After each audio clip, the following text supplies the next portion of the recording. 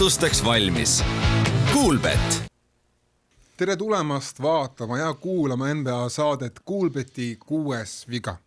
Kahtlemata kõige keskmisem NBA saade siin mulla kamaral, sellepärast, et täna räägime 4 keskmikust, kes langesid välja play-in turniiriga ja natukene räägime ka Adam Silverist, kes on teinud selle fänni kogemuse nii USA inimese jaoks kui ka Euroopa võib-olla vaataja jaoks üsnagi keskmiseks, mitte nüüd ülemäära nauditavaks, kuigi mängud ise on head, aga Silver pingutab selle nimel, et peame kõik pingutama, et neid mänge üldse näha.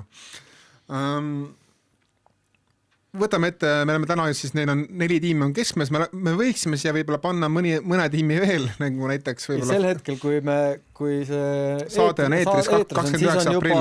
Juba neid keskmikke veel, kes on välja pudenud. Jah, aga me võtame nüüd järgmine kord ette, need on esimese ringi langejad, keda me siis lahkame. Et me anname ikkagi nendele play-offi saanutele ikkagi mingisuguse graatsia, et me ikkagi nendest räägime eraldi, et ei pane neid samasse patta play-in tiimidega. 4 tiimi on, nii et täna siis kõrvakikki soovitan ajada siis Golden State Warriorsi, Charlotte Hornetsi, Miami Heati ja lisaks veel ka Los Angeles Clippersi ühel fännil, kes meil Eestis on, kui ta veel on seda. Ja teised, ma arvan, et te leiate ikkagi mingisugust naudingut sellest Silveri osast vähemalt. Enne veel tänud Lumioravale, kes on saanud meile vett, tänud Kuulbetile, kes meid saadet toetab ja tänud podcasttrend.ee, kelle stuudiost me oleme. Aga nüüd ilma pikema sissejuhatuseta annan siis sõna Erkile, nagu ikka, kes räägib meile, et mis selle kõige suurema, kuulsama tiimiga... Kõige kuulsam on ikka Lakers. Viimase võib-olla 10 aasta tiimiga. Mis neist ikkagi saab nüüd, kui nende hooaeg lõppes varakult juba play-in turniiril? No täna, ehk siis 22. aprillil Lenini sünnipäeval on teada, et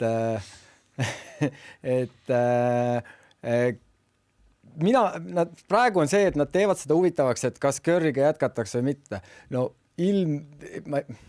mina arvan, et jätkavad, sest et ega see Stotts ja Stackhouse, keda siis nagu nähakse, ma ei näe, nemad ei ole ikkagi peatreenerid veel. Stotts on olnud. Stotts on olnud päris mitmed aastad. Seda küll, aga nad peavad saama selle treeneri ja staffi asja paika. Muidugi suur pahandus, mis nüüd siin mõned päevad tagasi juhtus, oli see, et Dunleavy'ga pikendati lepingut. Kes on manager? Aga see... ma lootsin, et ta läheb sinna kuhugi Bullsi või kuhugi mujale, kus teda läheb rohkem vaja. Sest et eelmine suvi mehel mune ei olnud, et üldse midagi teha. Kui see suvi... tõi ju Horfordi ja... Lõpet. Kõik on... Ma kiusan sind. Kui... Ma ütlen, mul juba järgmise aasta ootused kohe vähenesid, sest et Dunleavy... Ma loodan, et ta kuuleb ja võtab midagi ette, et otsustusvõimetus on ka parem kui üldse mitte midagi tegemine, et isegi otsusta siis valesti, too neid saadagu mingasid ära, too igasuguseid juurde ja drafti kas või Podziemskisid, aga kurat tee midagi, et nüüd see suvi neil vabaneb salary cap'i. Vabane ju. Vabaneb. Selles mõttes, et jah, et neil läheb küll Porzingise leping läheb raamatupidamisest maha, aga kui sa vaatad, kui palju raha teenivad 3 peale härrad Stephen Curry, Jimmy Butler ja Draymond Green, siis ega nad ei saa nagu seda, ühesõnaga, nad ei saa mitte midagi sinna nagu Porzingise asemel nagu samaväärset lepingu panna, sellepärast, et neil on ikkagi juba cap space täis nende 3 mehega. Jah, seal nüüd tuleb, neil peab nüüd natukene õnne olema. Ehk siis... Natukene? Ei, no mis? Praegu on neil, ütleme, siuke top 10-11 on nad praegu seal, mis drafti nad saavad. No, aga 11. valik tõenäoliselt. Jaa, on nagu praegu. Aga neil on ikkagi tõenäosus oli 12,7%, et nad saavad top 5 valiku. Ja top 5 valik on juba valuuta. Eriti arvestades, et selle aasta draftis on 10 või isegi 20 mängijat, kes võivad liigaks valmis olla ja võivad ka kohe nagu nii-öelda abi anda tiimile. Millest on Warriors raadios räägitud, on see, et seal ikkagi unistatakse, et Jimmit kuhugi suurema staari vastu koos pikkide ja Podziemskite asjadega. See on selline sinine unistus, et see on niisugune nagu märg unenägu. Et kui see juhtub, tore, aga reaalsus on see, et nad vajavad staari, nad on öelnud, et nad suvel on aktiivsed, aga nad ütlesid eelmine aasta täpselt samamoodi, et nüüd ehitame, teeme last dance. Mina usun seda last chance'i, aga kas ta just ka last dance tuleb, seda me veel näeme. Ja draftist nad saavad mängijad, neil on muidugi see ongi pahandus, et neil on Jimmy on vigane, Moody on vigane ja mõlemad on ikkagi saavad raha, et nad ei ole nagu G-liiga vennad seal miljonilise lepingu peal, et nendel on nagu vähe rohkem. Ja ega muud ei olegi, et treener paika, ma usun, et selleks hetkeks, kui see saade eetris läheb, siis on paigas veel ei ole, aga kindlasti on see pilt selgem ja et on justkui variante ja käike, aga selleks peavad väga palju asju peab soodsalt nii-öelda kätte tulema. Alustame mingitest kohtadest. Siis esiteks see, et kas sina usud, et Steve Kerr tuleb 9 aastaks tagasi? Et ikkagi, kuna Draymond Greeni, Jimmy Butleri ja Stephen Curry lepingud lõppevad kõik 2027 suvega, kui nad ei tee just sel suvel lepingu pikendust, näiteks Steph Curry saaks teha 8 aastaks lepingu pikendust ja teenida vastavalt, siis ma vaatasin, kui palju ta võiks teenida, 65 miljonit siis üleäärmise hooajast ja 71 miljonit üleäärmise hooajast. Kui Stephen Curry tahab veel tipptasemel kossu mängida, siis tal on võimalik 70 miljonit ka selle eest saada. Kellega ta mängib, kui ta sellise palgafondi ära võtab, et siis sa mängid poistega Tõstamaalt ja poistega Aserist ja kõik. Poistega Brasiiliast, kui Santosega mängib, eks ole. Aga kes mängis, tegi päris eduka hooaja.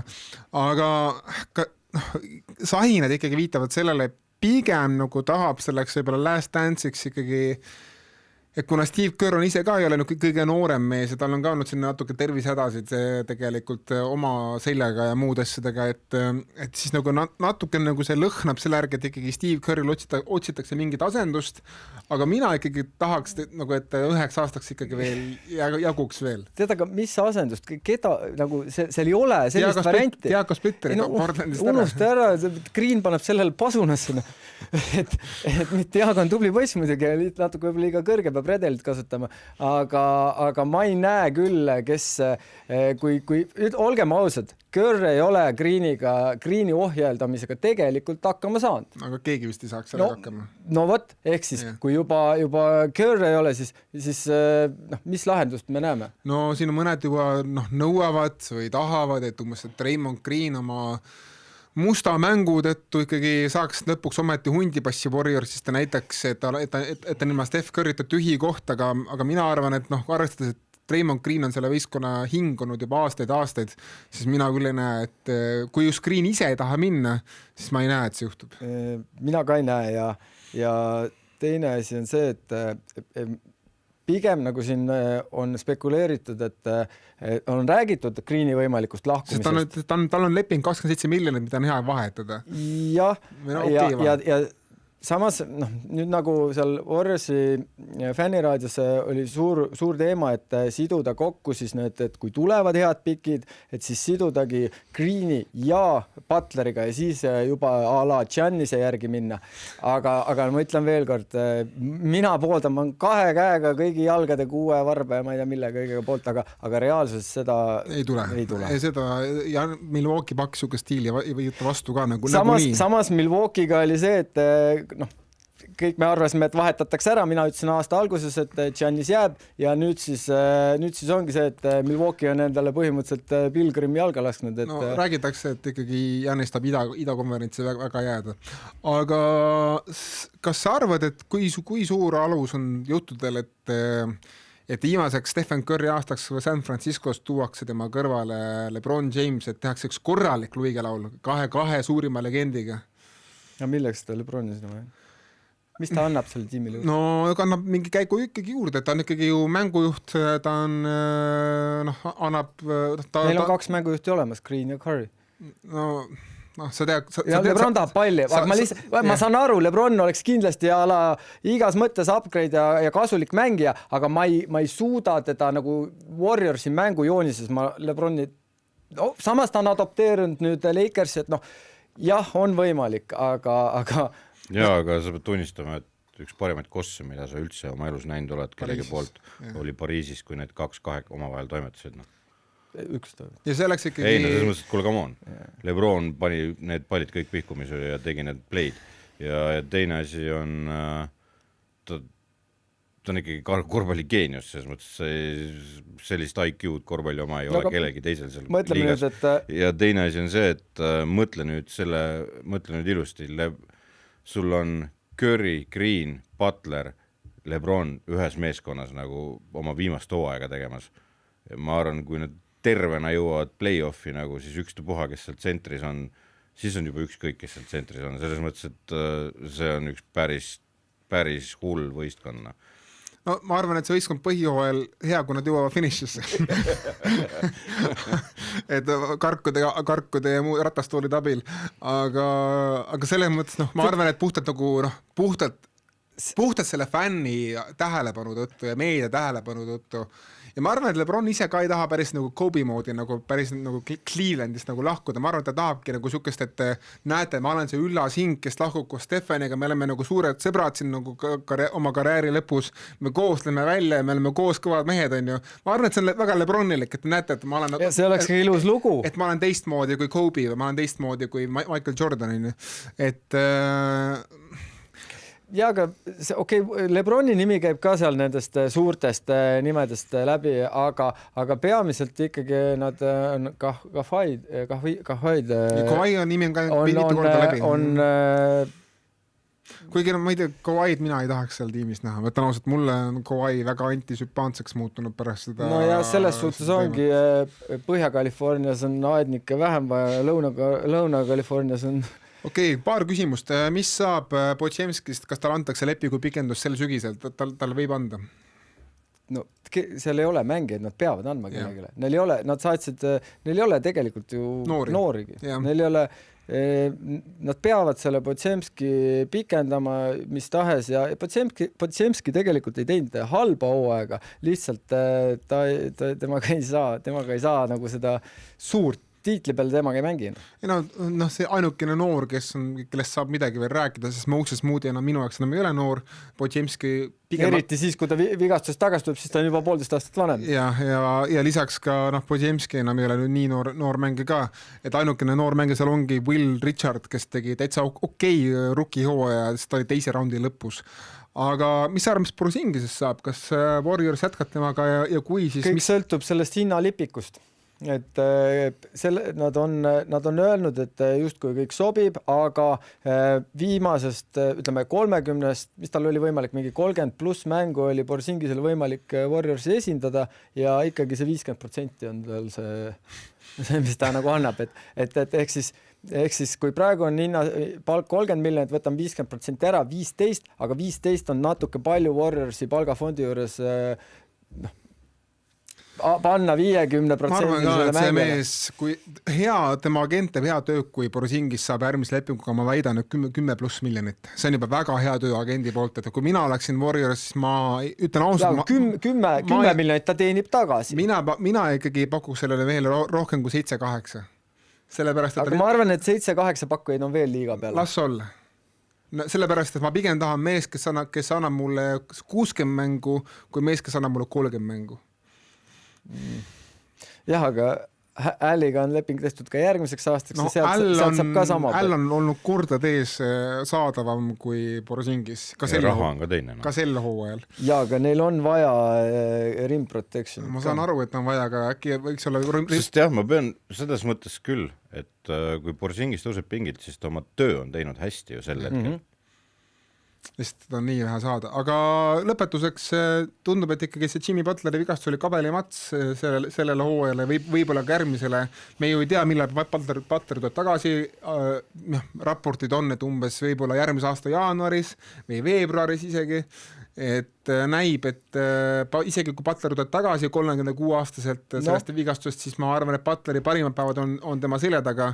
Õnneks või kahjuks ma olen optimist, vaatamata sellele, et optimist on viletsalt informeeritud pessimist, sest et kui ta oleks kogu informatsioon, siis ta oleks automaatselt pessimist. Aga mul hea lugu on Warriorsil olemas selle Klay Thompsoni tagasitulekuga, et seal on ikkagi mitte suur võimalus protsentuaalselt, aga et Jimmy tuleb järgmine, seal ütleme veebruar on tagasi, play-offiks saab ütleme pooleldi vormi, et me oleme seda näinud, aga kas see kõik täpselt nii läheb ja juhtub, see on niisugune igatahes kuulne dünastia teeb oma viimased hingetõmbeid ja nautige seda Steph Draymond two-man game'i ja seda Steve Curry süsteemi, kui te seda veel saate ühe aasta, sest ma garanteerin, et midagi sarnast nüüd mõnda aega ei näe, kui need mehed peaksid panema 27 pillikotti. Aga lähme edasi Clippersi juurde. jah. Clippers siis lõpetas hooaja 42 võidu 40 kaotusega, kuigi nad alustasid kohutavalt seda hooaega.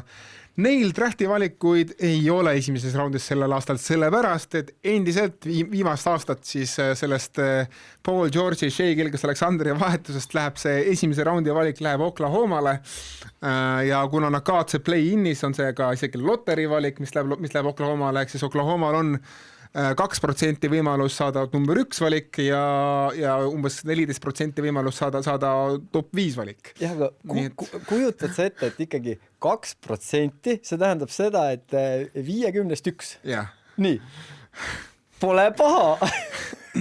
No ütleme nii, kui see juhtub, siis ma arvan, et umbes 28 mänedžeri saadavad väga kurjad kirjad Steve Ballmerile. Kui just Silverile, ma ei tea, mis tongis olekus ümbrikud sassi ei lähe kuidagi muud varianti ei ole. Ma arvan, et Silver ei luba sellel juhtuda jah, millegi verest. Aga neil on ikkagi number 36 valik, nii et teisest raundist nad saavad nagu natukene valikud võtta. Nüüd on Clippersi puhul huvitav see, et neil on põhimõtteliselt raamatupidamine täiesti tühi järgmiseks hooajaks. Neil on ainukene mees, kellel on vähegi suur leping järgmiseks hooajaks, on Kawhi Leonard. Kõik ülejäänud mehed. Ja me ei tea, kui suur. Mitte keegi ei tea. kõik ülejäänud mehed, no ütleme nii, et on Bradley Beal võtab oma player optioni vastu selles mõttes, et tema oma 5,6 miljonit saab Clippersilt kätte järgmisel aastal ja küllap jätkab ka Benedict Maturin, kes saab lepingu pikenduse mingisugusel moel Clippersi käest, sest ma arvan, et nad ei oleks Maturinit toonud, kui nad ei oleks temast uskunud ja ma arvan, Maturin tõestas ennast ka tegelikult Clippersi ridades päris palju. Aga võib olla ka Brook Lopez tuleb tagasi, aga ma arvan, see on juba natuke kahtlasem isegi. Et ühesõnaga neil pole mehi põhimõtteliselt peale Kawhi ja Bradley Beali ja mõne noore veel, kes on seal rookie-lepingutega.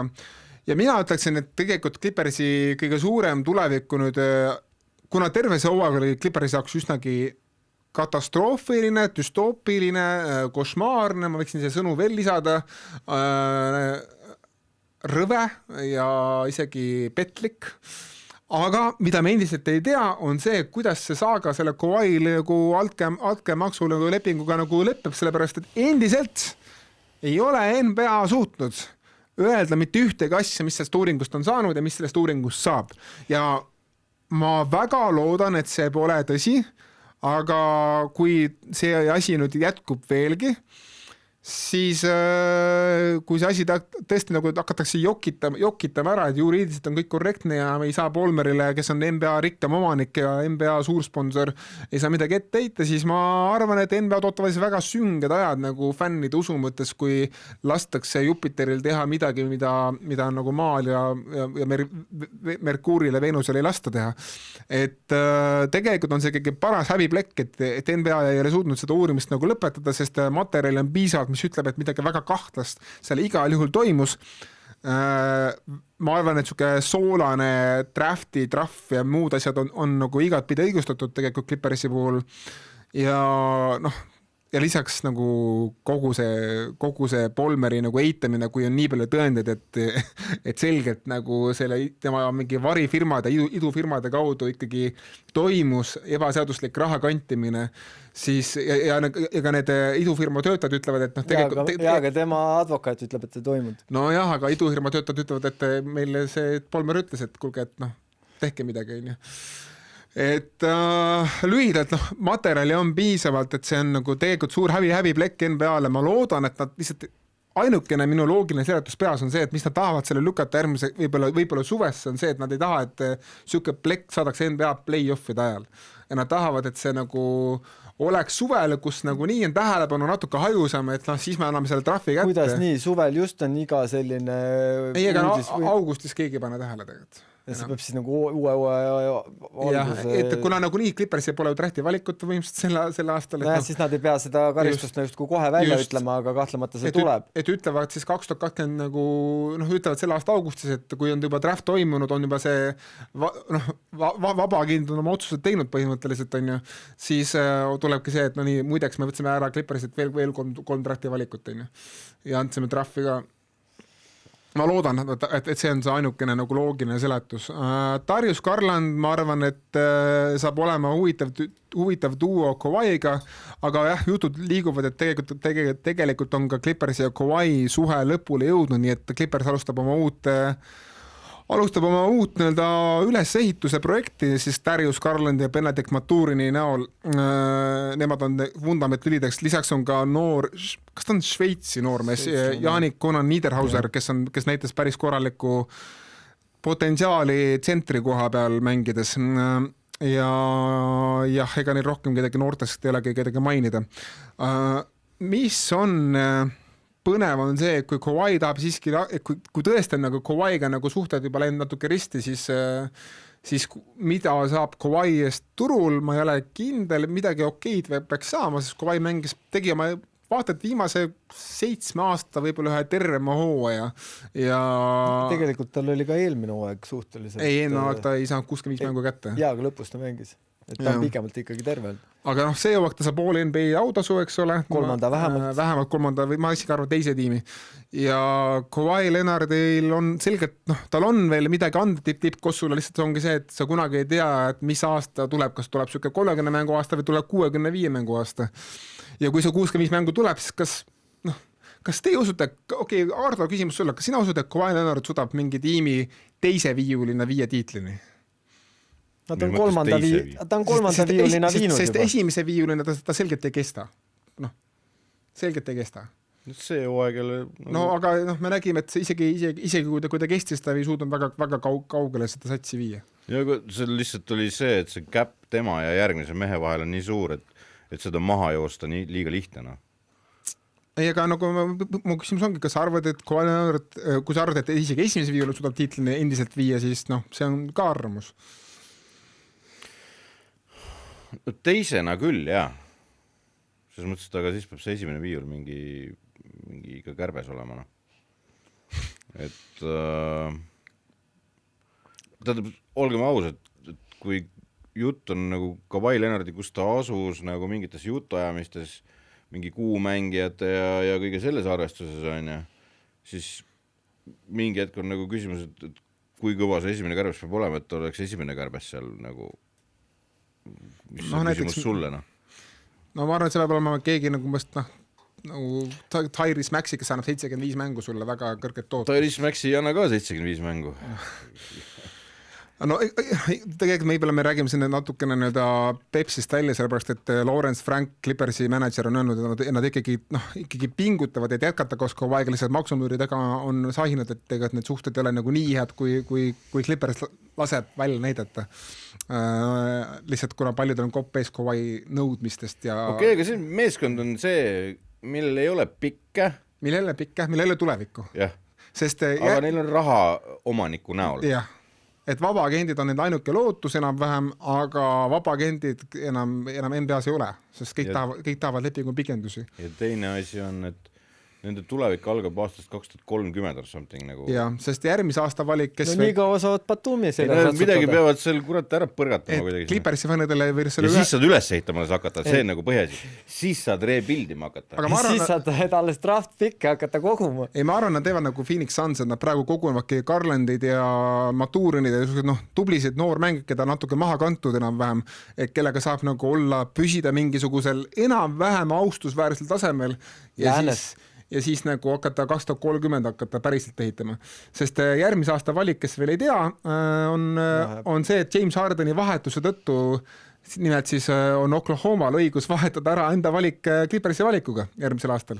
Nii et Oklahoma veel 1 aasta veel kummitab seda Clippersit edasi, sest Oklahoma andis siis, tuli appi Clippersile, et Clippers saaks endale tuua James Hardeni. Põhimõtteliselt tegelikult siis võib ju öelda, et Clippers võiks vabalt ka ühe vimpli sinna laajale tõmmata. Jah, aga samas oli see, et Russell Westbrookid peavad ka kuskil mängima ja Westbrook on varem mänginud ja siis Philadelphia fännidele ka, et teil on siis Clippersi valikud 2028 ja 2029, nii et Philadelphiale ka häid uudiseid tegelikult.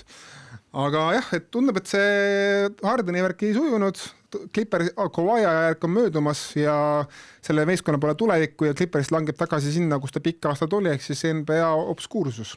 Aga lähme nüüd Ardo juurde. Charlotte Hornets tegi siis, ma pean ütlema, et nad ei peaks olema pettunud oma hooajas, et minu arust nad tegid väga väärika ja ootamatu teise poolaasta, kuid jah, play-inis langesid, sellepärast, et noorsandid, neil oli liiga vara veel, ütleme nii. Hornetsil on siis 3 olulist ülesannet sellel off-seasonil. Esimene ülesanne on olla tublid draftis. Olla tublid draftijad, neil tuleb tõenäoliselt meet first round pick, ehk siis kuna see tankiralli on seal kõik eespool, siis nemad saavad seal siis keskelt ühe piki. Ja peab tunnistama, selle hooaja draft peaks olema suhteliselt stacked, niimoodi, et nad Charlotte on hea, suhteliselt hea nagu drafti olnud seni, sest et see ongi ainult nende nagu võimalus, eks ole. Ja on oodata, et nad teevad sealt mingi valiku endale pika ääre peale. On prantslast välja pakutud, ma ei mäleta nime nüüd. Aga neil on valikut, selles mõttes, et kuna draft on stacked, siis neil on valikut ja sealt nagu tublit valikut omale pika ääre koha peale ei ole nagu väga raske teha.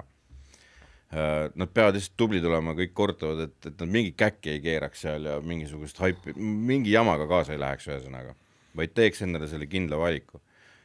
Tagaliini neil ei ole kedagi vaja, seal on nagu suhteliselt stacked, ja neil on ka tulevikku seal ja neil on olevikku, kõik on väga hästi ühesõnaga, peaasi, et nad ei lähe näppima sinna, et kurat jälle ühe tagaliini mehe endale võtavad, et seda ei ole vaja, lihtsalt ärge tehke seda, Charlotte Hornets, ära vali kedagi tagaliini.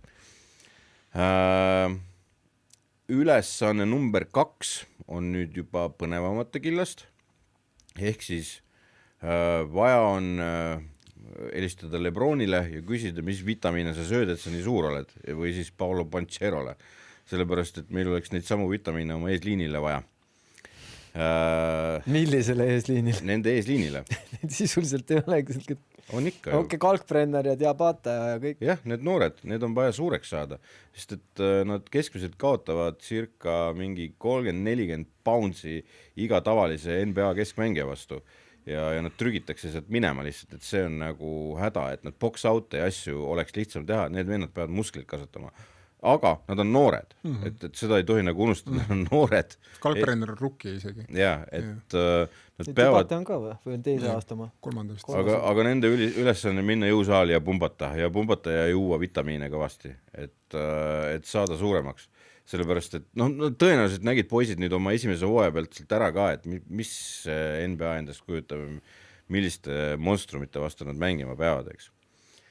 Ja ülesanne number 1 on, see on Bleacherist laenatud, on see, et nad peavad Kobe White'i saama lepingu alla. Kes on vaba agent siis selle suvel. Ja.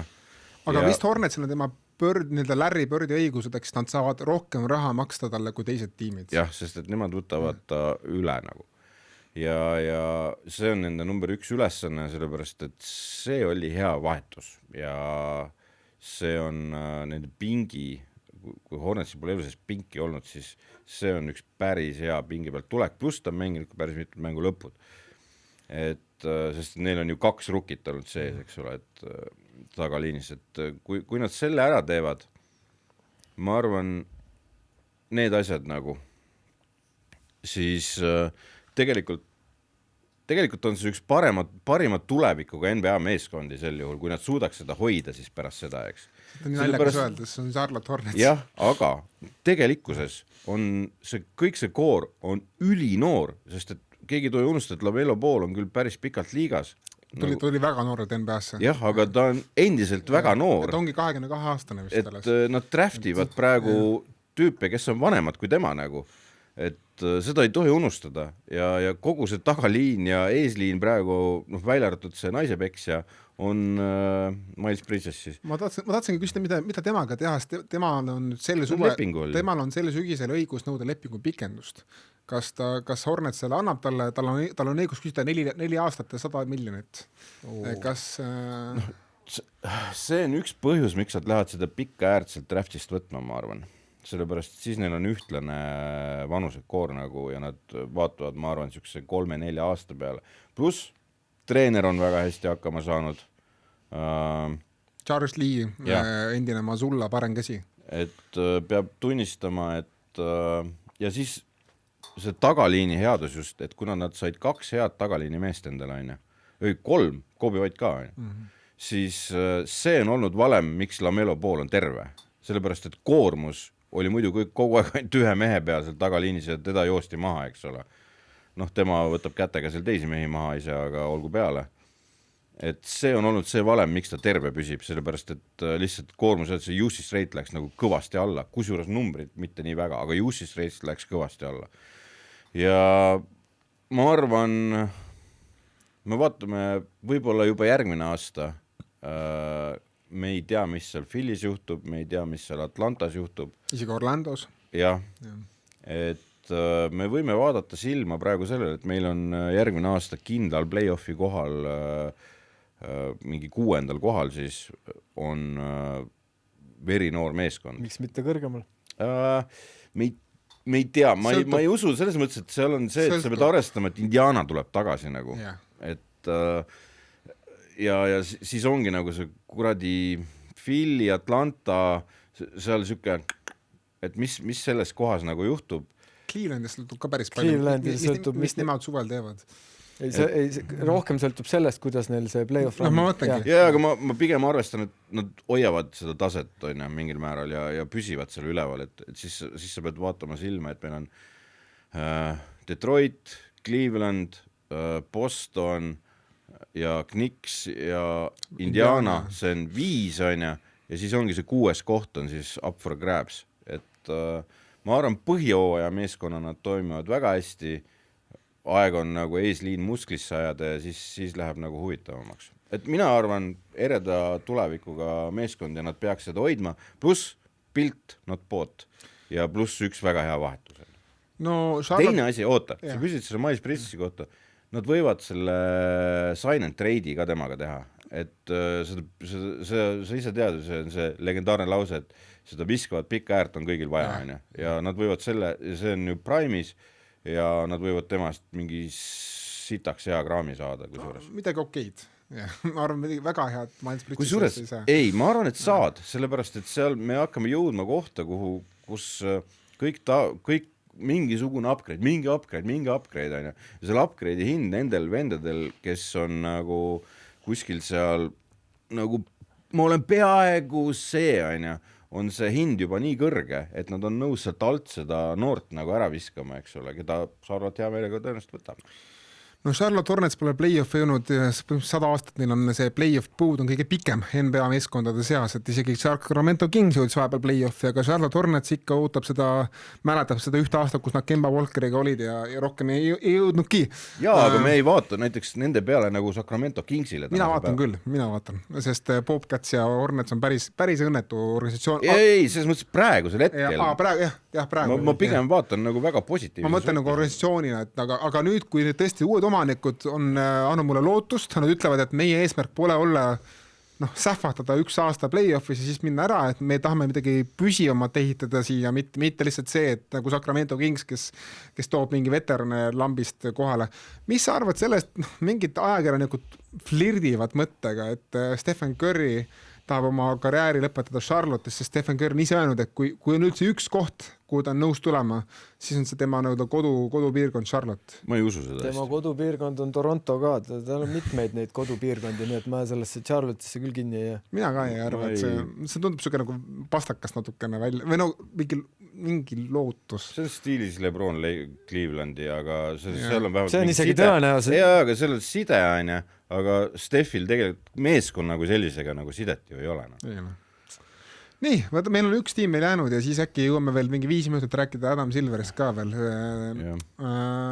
Võtame siis Miami Heati ette ja see on tiim, kelle puhul on minu arust juba, ma natuke lähen üle võlli, umbes 70 aastat räägitud sellest, et see suvi tuleb staar ja see suvi Pat Riley saab oma staari ja suved lähevad mööda, aga keda ei tule on staarid.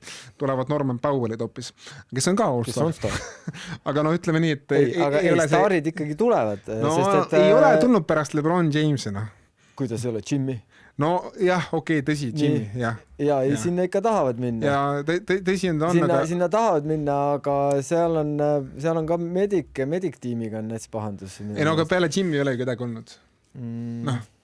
Kedagi nagu A-kategooriast oskad nimetada või ei ole ju? Jimmy on ainuke. Sel hetkel, kui Wiggins läks, ta oli ka ikkagi seal üsna Wiggins tuli vahetusega. Aga okei, ma arvan, et Miami Heati jaoks oli see hooaeg tegelikult siiski pettumus välja arvatud erandiga, et ma arvan, et mitte keegi neist unusta seda õhtut Washington Wizardsi vastu, kus Bam Adebayo tegi midagi, mis jääb seda hooaeg igavesti saatma. 83 punkti on ikkagi 83 punkti. Aga neil on sellest draftis on 13. valik ja lisaks on ka teisest raundist üks Warriorsi valik. Ehk siis nagu väga suure tõenäosusega nad seda drafti tippu kohti ei saa ikkagi seal kätte, et nad jäävad sinna teise 10, kust Miami Heat on osanud päris hästi valida tegelikult, aga ütleme nii, et seal võib-olla päris nagu staar on raske leida. Ja, aga Miami'l ei olegi vaja, nad toovad kuskilt sealt North Dakotast jälle ja mängib ka. Neil on nüüd küsimus, mida suvel teha paari mehega.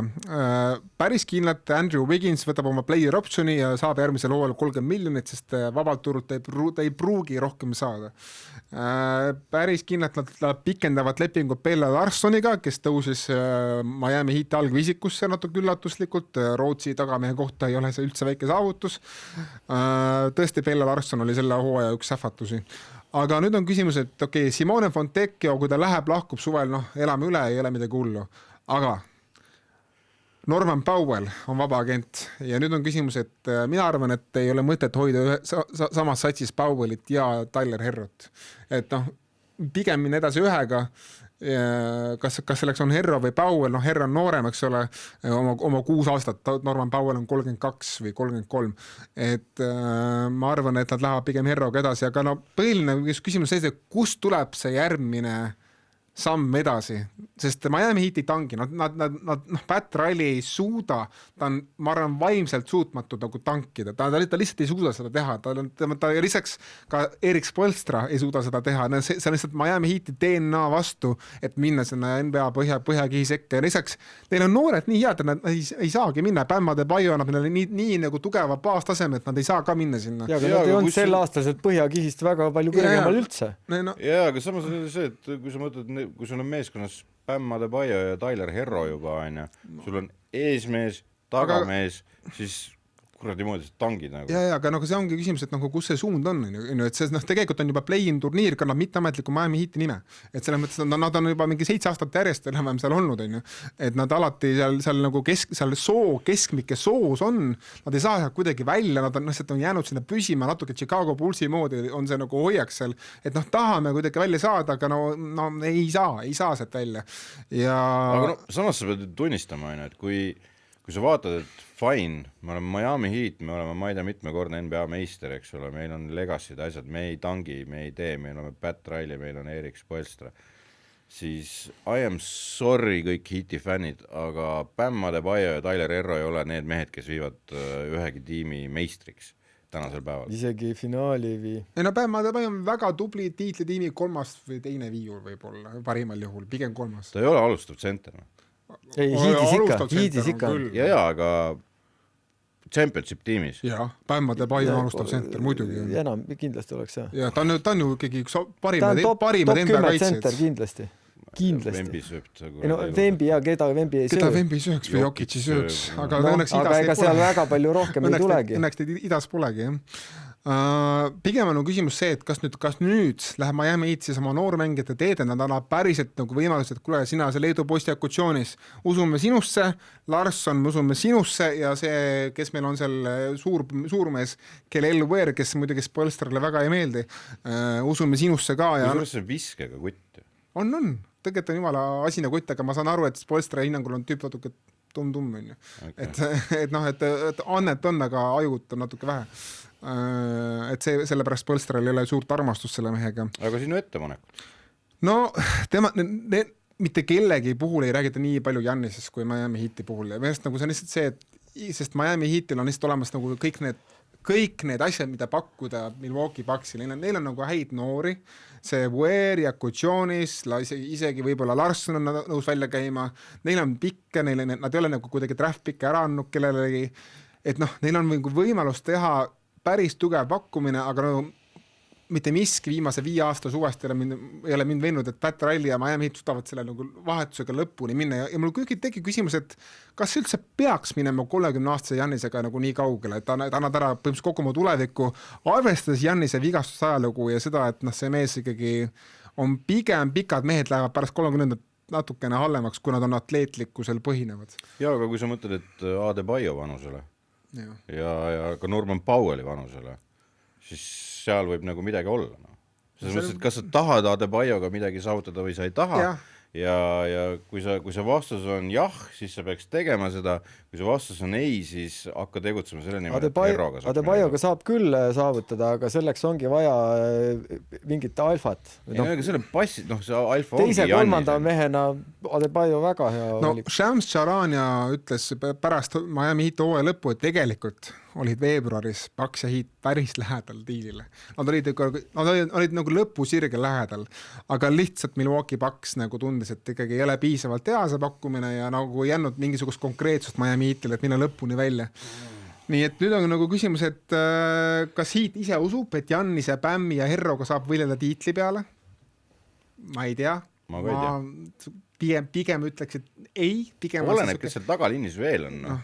Powell jääb alles või jää? Davian Mitchell on põhimängujuht. Ei ole halb.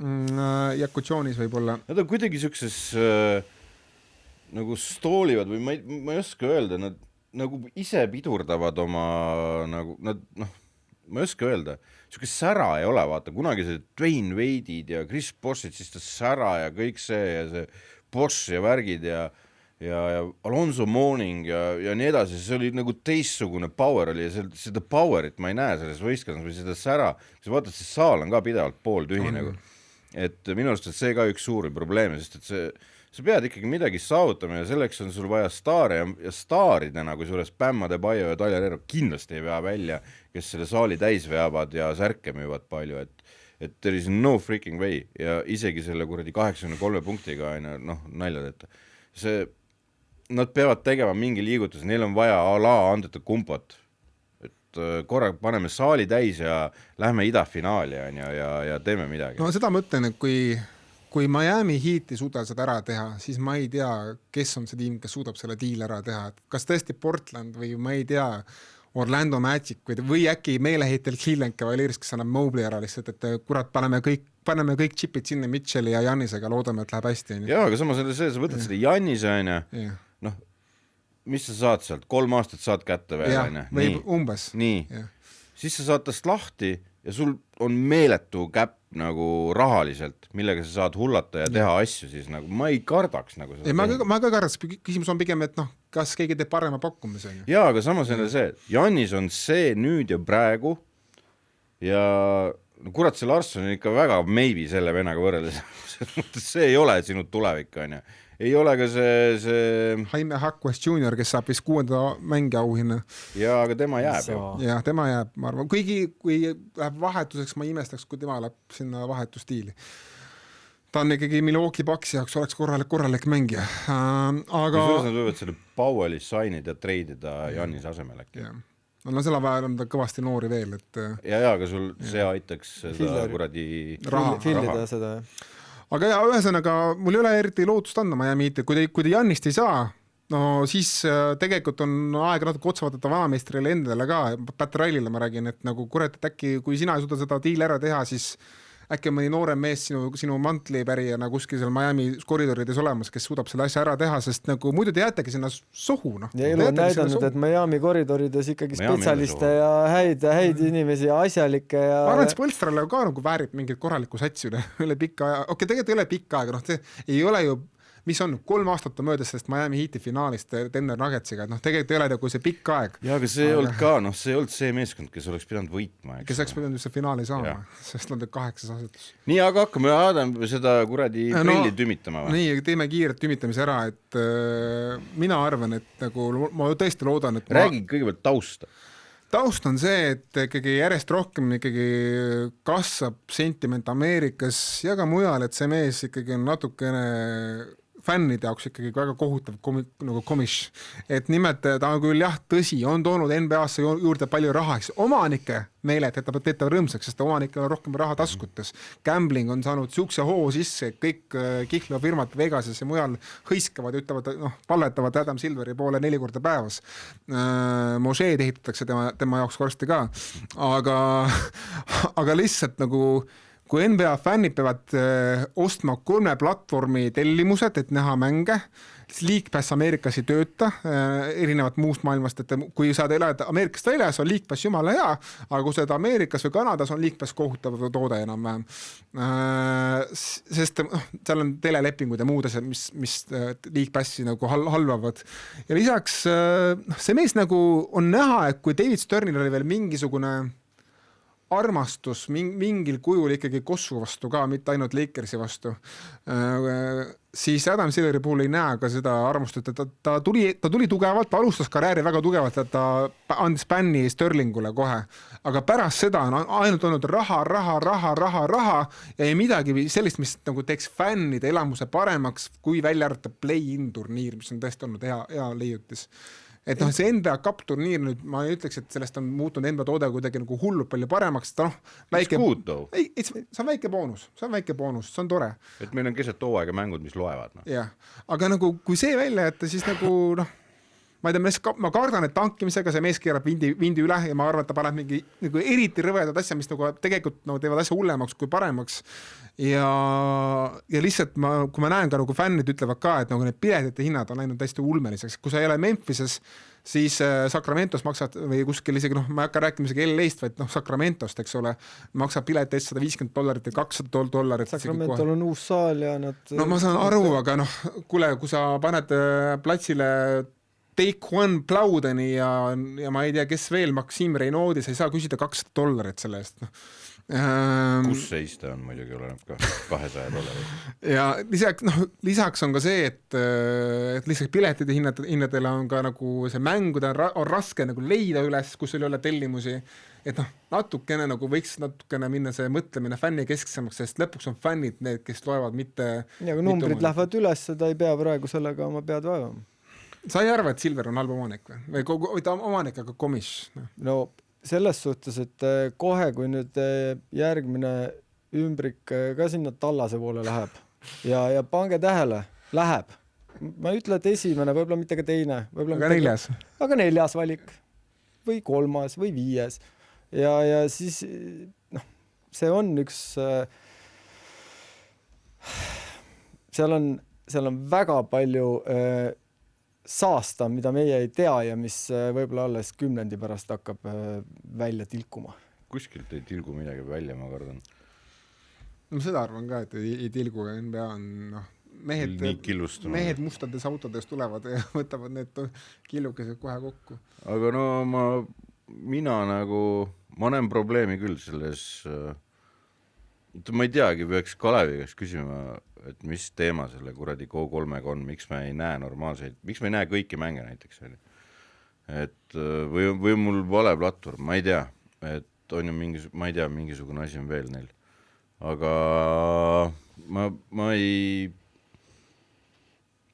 see ei ole okei, et ma pean vaatama sealt selle League Passi pealt, et ma hea meelega vaataks oma kanali pealt, aga ma praegu mul on League Pass ja ma vaatan sealt, ma saan telekasse enda selle ja tunnen ennast hästi, aga mul on kahju nendel et me peame tavafännini jõudma, tavakossu fännini ja selleni sa jõuad teleka kaudu, sest et tavaline, ütleme, Eesti-Läti liiga ja Euroliiga fänni hakka elu sees League Passi ostma. Et selleks, et nendeni jõuda, sa pead seda tooma telekasse kättesaadavalt seda fännkonda kasvatama, siis sa saad nad saali rohkem telekat ette ja nii edasi. Aga praegusest seisust ma ei tea. Pluss see kuradi Euroopa on tuulelipp neil, mina aru ei saa. Nüüd on Euroliigal uus juht ja nüüd on juba räägivad, et kurat ikka seal, see on ju mitte uus juht, vaid see on NBA vana tööline, et hakkame ikka nende vendadega ühte sängi pugema hoopis ja mingi, suhteliselt kuradi arulaaget tõmblemine käib. Ja siis ta räägib, et tegelikult võiksid mõned Euroopa tiimid mängida NBA-s ka, siis mõtlen see oli eriti. Mida sa räägid, see ei tööta ju. Ei selles mõttes, et see on kurat räägitud mingi 100 aastat. No jaa, 20 aastat on jaotud, see on võimatu. See ei ole võimalik. Isegi siis, kui veel Concordid lendasid, ei olnud see võimalik. Asi oli isegi Concordis, asi on aja vahes lihtsalt. Meeskonna jaoks, ütleme, see kõige sermine on Hispaania, ja räägid, et sealt saad panna puraki New Yorki, eks see vahe ei ole nii suur. Sa saad, aga seal on see iva, et see aja vahe mängib, ühed vennad mängivad enda arust kuradi vara hommikul, siis kui teised mängivad õhtust mängu, see ei toimi, see lihtsalt ei toimi, et oli küll jutt, et nad teevad ühe raksuga, ma ei tea, mingi 10 mängu seal järjest, aga siis proovi teistpidi, siis peab see NBA meeskond tulema siia ja nemad ei saa teha 10 mängu, nemad peavad tulema tegema 1 mängu või 2 mängu. Okei, siit sinna minnes teeme ära, aga sealt tagasi tulles on palju raskem. Et jah, ta on ikka selles mõttes all over the place, et Euroopa on Euroopa, lepi sellega ja USA on USA, ehitavad küll vist mingid. Ta pole vist päris täpselt aru saanud, mis see jetlag tähendab. Ta käisin väga ju. Lühidalt ma tunnen, et see mees on natuke hingetu ja kui Sternil oli palju puudused ka, aga vähemalt ma saan aru, et tal oli hing olemas, et tal oli süda mõnes mõttes ikkagi õiges kohas, kuigi mulle ei meeldinud see, mis ta Iversoniga tegi, aga kui see välja jätta, siis siin on niimoodi, et 2 erinevat asja. Sternil oli konkreetne eesmärk NBA-ga pandud endale ja ta töötas ööd ja päevad selle eesmärgi täitmise nimel. See oli see internationalize, et NBA peab saama internatsionaaliks ja seda mõlemat pidi. NBA peab ise minema välja ja see internatsionaal peab tulema NBA sisse ka. Ta täitis selle eesmärgi. Ta täitis selle eesmärgi. Minu küsimus on, mis kuradi eesmärk sellele kas ainult dineerod või mis värk on, et ja ma ei tea ja need eksperimendid mingi VR-iga ja mingi Disney, et umbes muudavad Mitchell'i mingi mustaks pantriks seal mängu ajal, ma ei saa aru sellest. Mis mäng see nüüd oli, kus oli telekamäng nägi välja, see, kus kogu aeg oli vise, siis palli järel oli see drrt, see oli raske vaatamine ausalt öeldes, kus oli kurat. Võib-olla see oligi lastel ja mulle meeldib väga see, et Silver ütles, et NBA ongi highlight liiga, kuidas sa saad sellist asja üldse rääkida, sest sa põhimõtteliselt taandad selle mängu mingitele 3 olukorrale ja sa võtad ära kogu selle nüansi, konteksti, ajaloo, sa võtad ära selle elamusrohkuse. Ja selle, kuidas sa nende highlightideni jõuad. Jah. aga olgu, me lihtsalt tahtsime natukene ventileerida Silveri teemal, oleme seda teinud küll, lubasime, et jääme seekord jälle tunni aja. Aitäh, et te kuulasite, vaatasite, loodan, et play-offid teile meeldivad ja naudite neid ja järgmises saates, ma arvan, et räägime juba teisest raundist ka, loodetavasti on juba esimese raundi seeriad enam-vähem hakkavad läbi saama. Nii et tšau! Olge tublid!